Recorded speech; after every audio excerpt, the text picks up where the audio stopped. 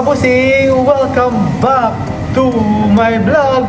So for today's video nga mga kabusing, ang pag-usapan natin ngayon ay ang kakatapos lang na coronation night ng Miss Universe Thailand mga kabusing, na kung saan kagabi nga mga kabusing nanood ako ng live sa YouTube. Grabe nga mga kabusing, sabog na sabog talaga ang social media nga mga kabusing sa pagkapanalo nga ni Vina Pabinarsing mga kabusing ng Saraburi. So ngayon mga kabusing, lahat ngayon ng mga taga-Thailand fans, Filipino fans mga kabusing, at syempre all over the world nga mga kabusing, na kung saan nagbunyi nga sa pagkapanalo nga bilang isang Miss Universe Thailand mga kabusing, si Vina Prabinar mga kabusing. Grabe yung kanilang production mga kabosing, bonggang bongga yung kanilang stage, sobrang ganda, sobrang laki yung kanilang runway mga kabosing, sobrang haba, at syempre doon mo talaga mga kabosing makikita yung kung gaano talaga ganda yung kanilang production, yung stage mga kabosing ng MGI organization mga kabosing.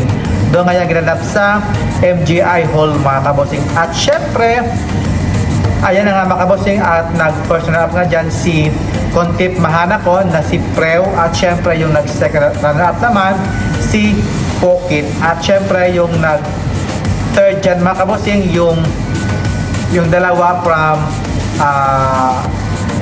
ito mga kabosing yung kanilang photos mga kabosing. At syempre sa mga winners nga dyan mga kabosing, sa top 10 mga kabosing, grabe, deserve talaga at sobrang gitgitan talaga ang laban. At syempre yung nag-last two standing nga mga kabosing, si Vina at si Preo mga kabosing ng Kontip Mahanakon, sobrang talagang intense, ang ganda ng kanilang lightning, sobrang linaw talaga at HD.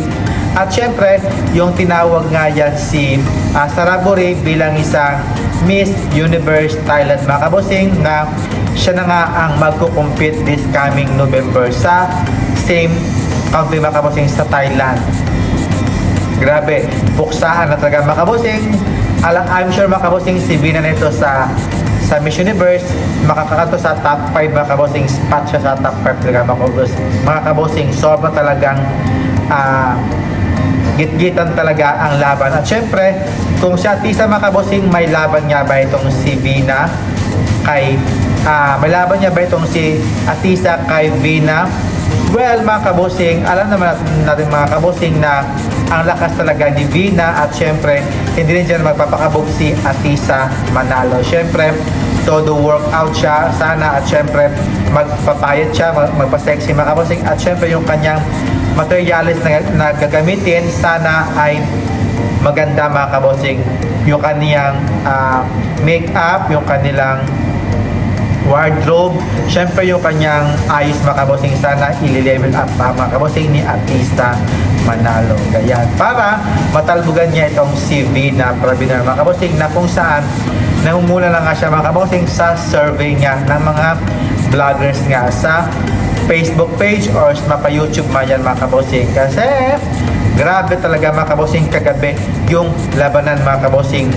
Yung sa evening gown mga kabosing, yung kay Kontip Mahanakon, ang ganda mga kabosing, at syempre yung kay Bukit maganda din, at syempre sa mga other candidates mga kabosing na sobrang talagang ganda at napakalakas talaga ang performance nga mga kabosing. At syempre yung sa kanilang swimsuit mga kabosing, grabe din mga kabosing, ang ganda, ang lakas, grabe talaga, wala talagang tapon, sobrang sexy talaga ng mga top 18 nga mga kabosing, sobrang ganda. At syempre yung kanilang mga sounds, pinaghandaan, kaya nga diba Miss Universe Thailand, the new era, yun ang yung kanilang motto doon sa kanilang papageant nga mga kabosing, the new era. So gusto nilang gayahin yung previous na parang sa Trump era nga mga kabosing. Kaya are you happy guys sa pagkapanalo ni Vina Prabinar mga kabosing sa bilang isang Miss Universe Thailand ng pambato nila mga kabosing? For me,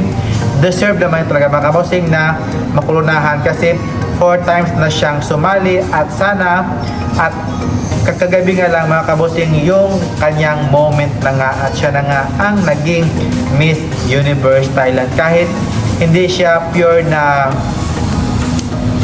Thailand, at least by heart siya mga kabossing talaga ay Thailand mga kabossing. Kaya, I'm so happy at maraming salamat mga kabossing and thank you for watching. See you in my next vlog. Bye bye. Keep safe. God bless. Mwah.